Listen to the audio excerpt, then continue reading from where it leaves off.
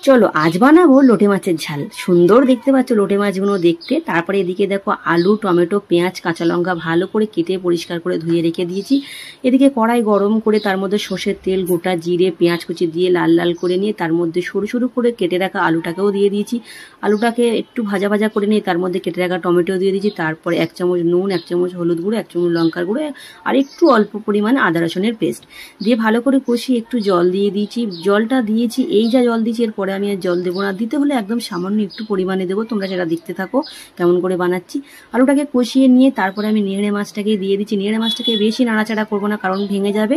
হালকা করে নাড়াচাড়া করে ওর মধ্যে কাঁচা লঙ্কা দিয়ে আবার 5 মিনিট ঢাকা দিয়ে দিচ্ছি। এদিকে দেখো নিংড়ে মাছটা আমার প্রায় রেডি হয়ে এসছে। দেখো একদম আলু টালু সব ভালোভাবে সেদ্ধ হয়ে গেছে, মাছ একটাও ভাঙেনি, গোটা গোটা রয়েছে। তো এই রেসিপিটা তোমাদের কেমন লাগলো অবশ্যই কমেন্টে জানাবে। ভালো লাগলে চ্যানেলটিকে সাবস্ক্রাইব করে দিও। বাবাই, সুন্দর একটা রেসিপির সঙ্গে দেখা হবে।